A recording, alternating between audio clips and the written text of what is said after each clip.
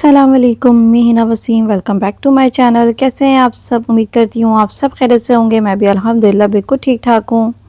आज के वीडियो में मैं आपके साथ शेयर कर रही हूँ एयर फ्रायर में समोसे और पकोड़े किस तरह मैंने बनाए और उसका रिज़ल्ट क्या था। तो ये वीडियो ज़रूर देखिएगा। और साथ में मैंने 1 घंटे में अपनी इफ्तारी रेडी कर ली, तो वो भी वीडियो मैं आपके साथ शेयर कर रही हूँ। मैं बिज़ी थी थोड़ी सी, तो किचन में मैं लेट गई, तो 5 बज रहे थे तकरीबन। मैंने काम स्टार्ट किया, तो काम को मैंने इस तरह मैनेज किया कि जो अनियन की कटिंग है ना वो एक साथ कर ली, जैसे पकोड़े की कटिंग और चने की। तो अनियन की कटिंग हो गई, उसके बाद फिर मैंने एग बॉईल करने चढ़ाया और साथ ही मैंने ऑयल ऐड करके कुकर में प्याज को चढ़ा दिया ताकि प्याज थोड़ा सा लाइट ब्राउन हो।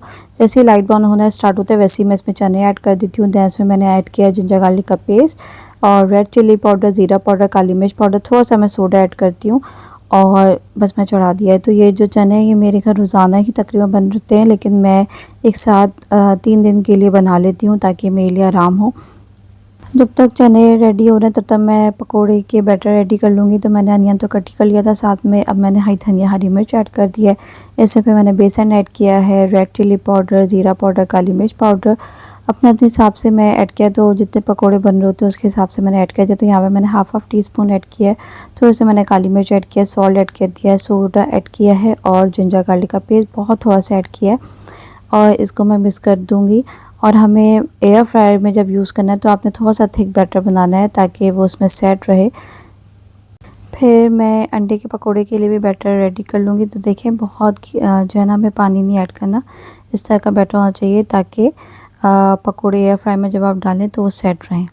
तो इस तरह आपने बनाना है। दैन उसके बाद मैंने यहाँ पर बेसन ले लिया है क्योंकि मैं एग के पकोड़े फ्राई करूँगी, मेरे बहुत फेवरेट है, मुझे बहुत पसंद है। तो मैंने इसमें भी थोड़ा सा जिंजर गार्लिक का पेस्ट ऐड किया है। उसके बाद ज़ीरा, काली मिर्च और रेड चिली पाउडर, थोड़ा सा सोडा ऐड करना है और बस इसमें इसको मिक्स कर लेना है। मैंने कोई वीडियो फास्ट पे नहीं लगाई हुई, ये इतने ही तेज़ी से मैं काम कर रही थी क्योंकि जब आपके पास टाइम कम होता है ना तो आप में पता नहीं एनर्जी भी आ जाती है अलग से और सारे काम बड़े अच्छे से हो भी रहे होते हैं, एक साथ सारे काम हो रहे होते हैं। तो यहाँ पर मैंने दोनों चीज़ें रेडी कर ली थी कि अब फ्राई का टाइम होगा। तो तब तक जो है ना चने भी हमारे रेडी हो गए थे। 15 मिनट में हमारे चने वो रेडी हो गए थे, एग भी बॉईल हो गए थे। तो यहाँ पर चने को मैंने चेक किया और थोड़ा सा फिर एंड में मैं इसको हाई फ्लेम पे भून लेती हूँ कि थोड़ा बहुत पानी है तो वो भी ख़त्म हो जाए, अच्छे से भून लेना है एंड में। तो 15 मिनट में जो हमारे चने हैं ना वो रेडी है।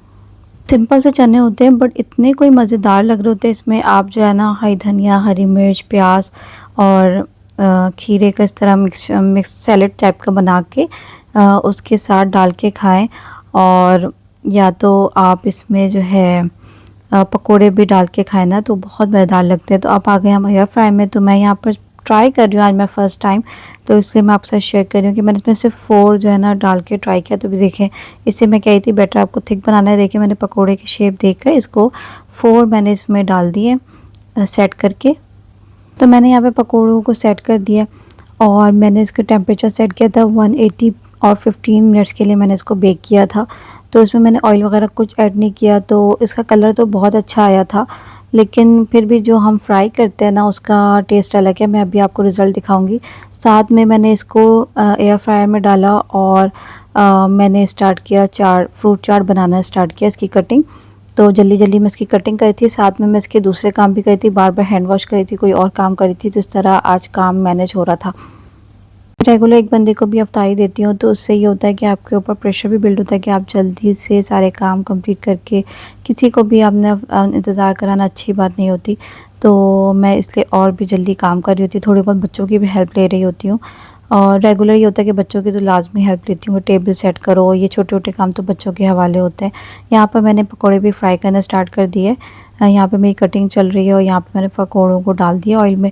तो मैं 4 जो है वो एयर फ्राई में डाल के ट्राई किए कि कैसे होते हैं कि उसमें भी बना लें। समटाइम दावत होती है तो बहुत ज़्यादा अगर फ्राइंग का आइटम होता है तो कुछ आपने एयर फ्राई में बना लिया, कुछ आपने फ्राई कर लिया। तो इसलिए मैं इसको चेक कर रही थी।